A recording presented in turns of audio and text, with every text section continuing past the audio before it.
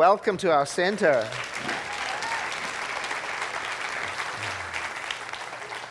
Oh, and happy Father's Day to you. And so far we've had Vishnu invoked and Latin sung, and Buddha is on the stage, and Italian opera light singing. And on Wednesday, Rabbi George said, "Have you become a Buddhist center?" And I said, no, this is just how we honor the diversity of expression by bringing it all in. And that was at our Wednesday evening service. And thank you to those of you who attended our vigil for Orlando on Wednesday evening service. It was an extraordinary event. I think we had clergy and community members from maybe 8 or 9 different spiritual traditions here in the room. It was so wonderful. And the next day, I went to the Interfaith Memorial Service for Orlando at Ner Shalom in Katari, which was really extraordinarily moving, very wonderful. And I noticed people are saying a lot, I really needed that. And I've been thinking about what do they mean, what is it that they needed, and I think what they're referring to, at least for me, is being together in an environment where there is comfort and prayer and healing. I know I've needed that. And it's what we've got planned for you for this coming Wednesday evening. We've got an amazing kirtan mass. For those of you who are accustomed to coming on the last Wednesday of the 5 Wednesday months, this month it's different. It's coming this Wednesday. We have Christopher Fritsch's Kirtan Mass. Kirtan is a tradition of singing devotional songs in the Hindu tradition, and Mass really means celebration.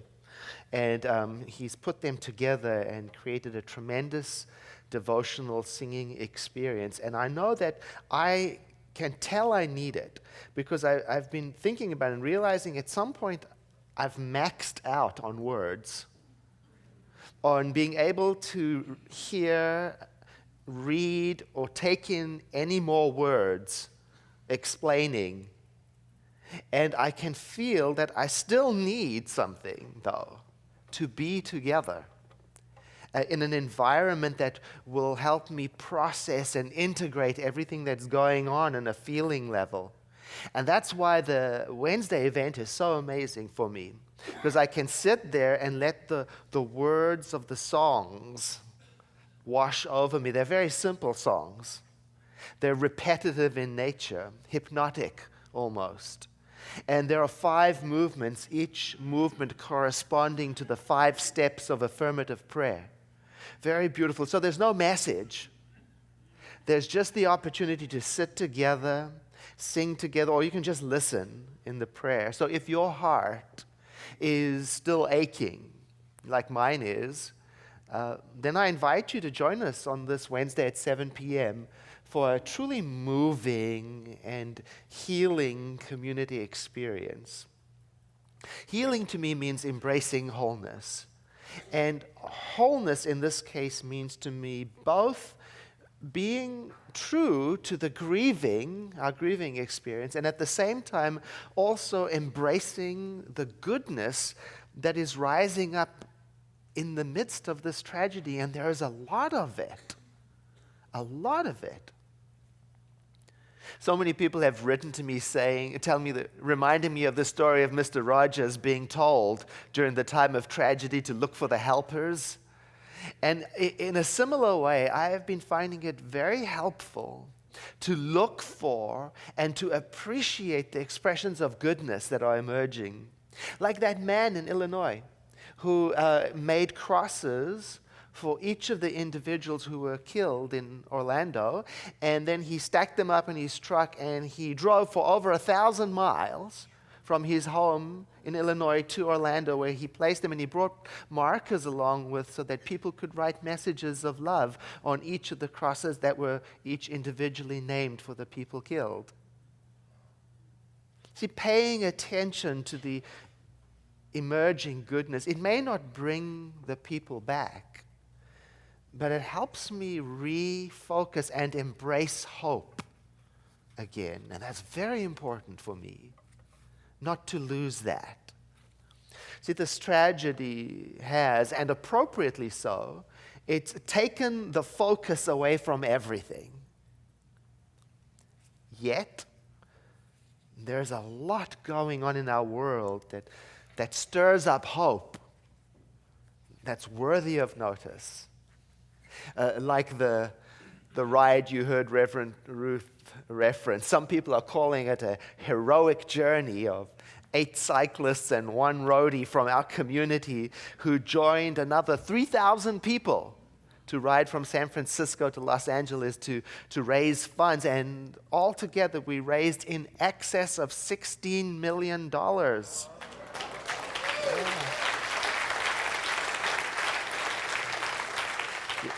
And the team wants to invite you, especially if you donated, but even if you didn't and you just want to find out what we got up to come along to a show and tell. I want you to see their beautiful faces.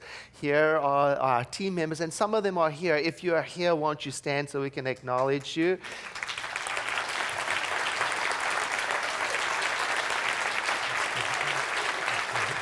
It's Christina Rivera, Martha Salazar, Jeff Basham, John Esquivel, Jerry Huffaker, and Kevin Craig, and there are more of us too. Please have a seat. So it's a way of saying thank you for all of the support, and we'll be sharing a video and some photos and stories of what went on. You know, we rode 540, actually it was 550 miles. I'm not letting go of any miles. And we climbed 24,000 feet in 7 days. And what we witnessed was an extraordinary expression of human kindness, collaboration, compassion that literally changes lives. They call it the love bubble because it seems so unique. And some of the things that we experienced are so moving. The one that sticks in my mind is there's this particular hill. It's called Quad Busters. So you can imagine. And then some of the more fit people go to the top and then they come back down to ride alongside people who are struggling and place their hand on their backs to help them up the hill. It's a metaphor, and it's real at the same time. So moving. So we want to tell you about that. And you know, when I think about these experiences, and I think about the people who help, and I think about the people who do good on purpose, and the people who raise funds for others' well-being, and when I think of first responders, and I think of volunteers, it helps me.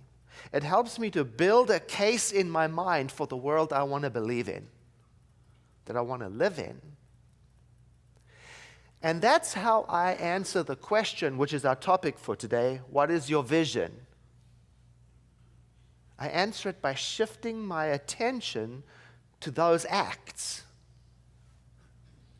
This month's assigned reading has been very helpful in this regard.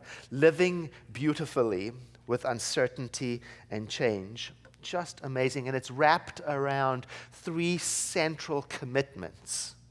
The first commitment is to cause no harm. And the second commitment is to take care of one another. And the third commitment is to embrace this world just as it is. Let me read to you from page 133 at the end of the book. When life is hard, making a commitment to sanity can provide a sort of wake-up call. When you're working with any of these 3 commitments, it will give you a fresh outlook precisely when you need it most, right when you're on the verge of crashing. So I leave you with a question. Are you ready to make a commitment? Is the time right for you to commit to not causing harm, to benefiting others, to embracing the world just as it is? Are you willing to make any or all of these commitments for a lifetime, for a year, or for a month, or even just for a moment? If you feel that you're up for it, then start wherever you are and voice that commitment to yourself or to a friend or to a mentor or to a spiritual teacher. And you make the commitment knowing that if you break it, you simply acknowledge that you broke it and you start again. See, I like that. Thinking of it as a commitment to sanity. I need that right now. To recommit to sanity. And I think about these commitments in terms of the center's teaching. Committing to not cause harm clearly means I have to start in my thinking. Because that is where it can be particularly difficult to include everyone in my good thoughts. Oh, that's the real work. To step away from dangerous thinking. Now, the center teaches, and I'm in agreement with it, that everything has its origin in thought. So, yes, it's good to change my behavior, but I'm interested in getting to the root where it starts at the source, my thought. But thoughts are tricky. They're hard to get to. Hold them still. Change them. Have you ever tried to change a thought? It's gone before you've even had a conversation with it. So I've been approaching it differently. And I got the idea from dealing with my cat, Andrew. You see, I learned through research that, in fact, cats can be trained. Who knew? I've been reading about this really amazing cat trainer. See, and the problem I have, and maybe you have this problem too, if you have a cat, you'll understand. Andrew wakes up at 4 a.m. and demands to be fed. And the way he communicates that is by loud meowing and massaging of my face. Does anybody know what I mean? Well, I learned that no matter how I respond, if I yell, if I'm kind, if I comfort him, if I feed him, it doesn't matter. He only translates it as success.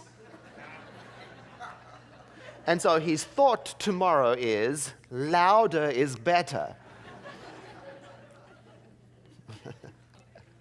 So I learned from the cat trainer, I have to remove the result. I have to take away my response if I want his thinking to change.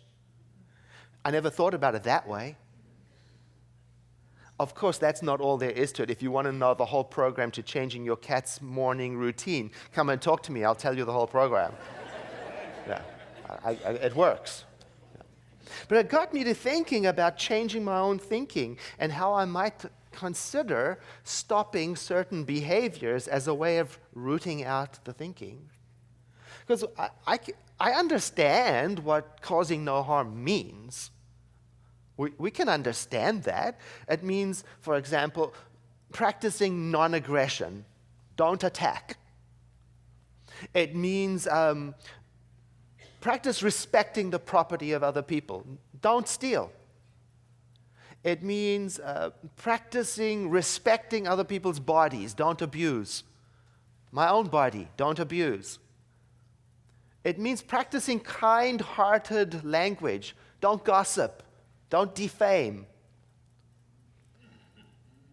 It means practicing respect for the environment and other creatures and nature. And don't destroy. I get it. I understand the actions, and now I want to get to the idea where it all starts. Where I can face and confess that sometimes in me I have thoughts that are the opposite of harmlessness. Do you? You know, sometimes in me it's there. Get even. Attack. Sometimes there's the thought, I want what you have. How will I get it? Sometimes there's the thought in me, I want to cut you down to size with my words and then report on it. Right? It's there. Sometimes it's in me. I want to take the easy route, and I don't want to take responsibility for the mess, the fallout. So when I come face to face that those thoughts are there, that's the first step. Then the second step is, every time I don't act on them, I weaken their grip on me. There's no more payoff. I take the result away. When I recognize I have these thoughts and I don't act on them, that's powerful. And if you practice it, it grows compassion and understanding, because inevitably you come face to face with the realization of just how difficult it is to not act. Each time I choose to not act, I strengthen my vision of the kind of world I want to live in. And each time I choose to not act, I remove the response, and slowly the thought dissipates. I have a real experience of this. I don't steal. I don't even take a paperclip from the office. Nothing. Not consciously. But I used to. I used to have messy thinking around it. But I remember taking the decision to not act on the messy thinking that I can have what is not mine. And I had to be vigilant, and I had to watch the inclination, and I had to interrupt it and not act. And every time I didn't act, the thought lost its grip on me.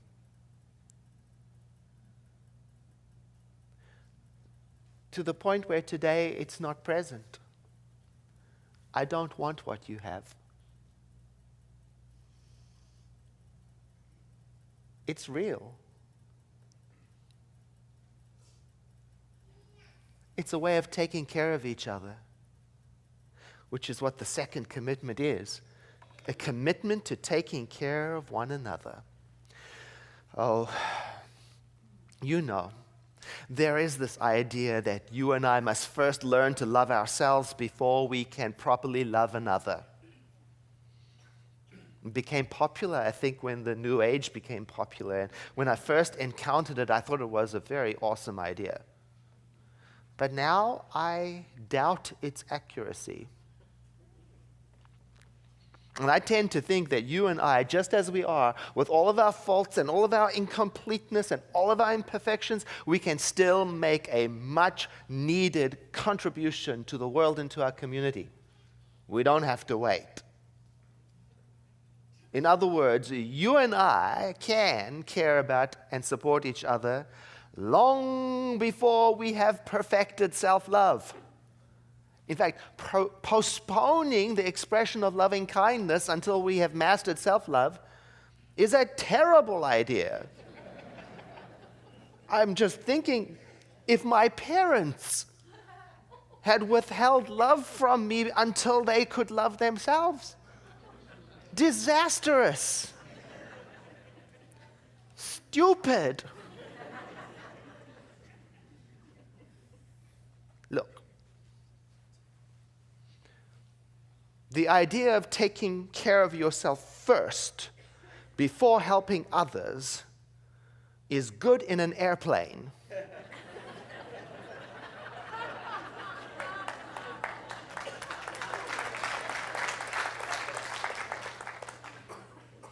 But not in community. Of course, I'm not talking about making yourself into a doormat for other people to abuse you or having no boundaries.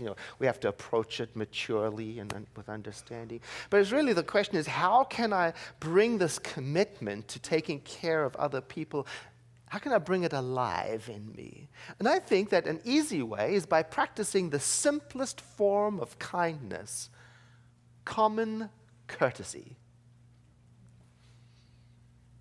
Letting others go first. Saying please and thank you. Being nice.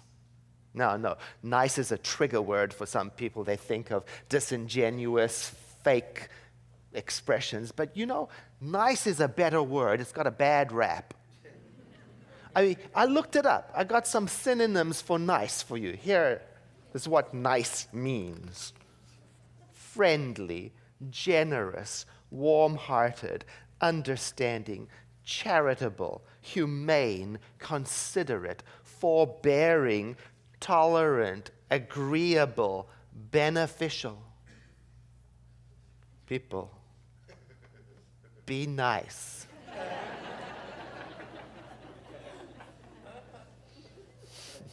Once when I moved into a new neighborhood here in Santa Rosa, it was about 13 or so years ago. I don't remember how long ago it was. And I was so busy with my moving in and focused, and a new neighbor came and brought to me a plate of homemade cookies on a real plate. And it was my welcome gift. And you see, I had not even slowed down enough or lifted my focus off the moving enough to even notice that there were other living beings on the other side. It was a very nice thing to do, and it had such an impact on me. It interrupted me and slowed me down into the realization of niceness. And I started, as a result, to make an effort to notice the people in the neighborhood, to talk to the elderly man who walked his dog exactly the same time every single day, to make eye contact with the people who left their driveways at the same time as me. And it brought up in me the awareness of how very much people isolate from each other. And all of this as the result of one plate of cookies. See, slowing down to notice people in our lives is a very important way of taking care of each other, especially now when people are feeling sad and disconnected and confused, when tempers are easily sparked. Being genuinely nice is powerful. Just last week here at the staff, we had a staff development day. And in one of the exercises, we were asked to each share something about ourselves that the rest of the staff were unlikely to know. Oh, that was great. Not only was it fun, but it had the effect of drawing us together. It created a closeness and intimacy that warmed us up. And it got me to thinking about the people in workplaces, neighborhoods around me. What do I know about them? Do I know their birthdays? Do I know what their favorite foods are? Do I know how they are? And if I don't, and if you don't, maybe what we can practice is noticing them and taking the time to slow down enough to ask a simple question in a non-invasive way by being gently curious about them as a way of showing and communicating warmth and caring. It's very healing. The third commitment is committing to embrace the world just as it is. Now, this is not to be confused with giving up. It's not to be confused with, doesn't mean stop caring. It's just the opposite. It means care deeply in a non-controlling way. It means I surrender to being in this world. I yield to the experience of being. I stop fighting being in this world. I don't try to get away from life. Instead, I lean into it with all of its craziness and all of its ambiguity and all of its contradictions, and I make the best of it by bringing my heart to it to continue the work of creating heaven on earth, to embrace this life and the goodness that is truly in it. If there's anything to give up, I would say for me it's tension, strain, struggle, just for a moment every day so that we can use our beautiful imaginations to continue making a case for the world we want to live in. I want to share with you parts of a meditation that comes from Dr. David Alt. that has so much to do with what I've been talking about as a way of bringing our time together to a completion. So I invite you to breathe in and let your eyes close. And I invite you to imagine for a moment that there is no worry.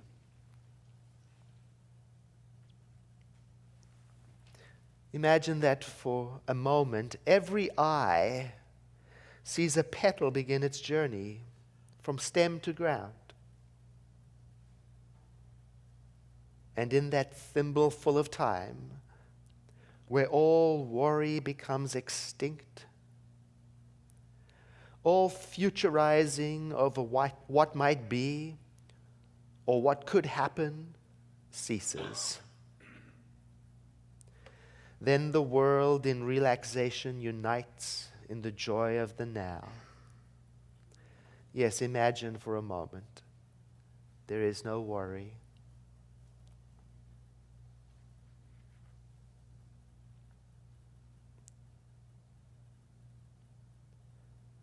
For a moment, all are able to forgive everything and everyone from every page of the past, every thought of separation, every grievance and grudge. Brother understands brother, sisters their sisters, child understands parent, and parent their child. And the world is awash in liberation. Yes. Imagine for a moment that all forgive.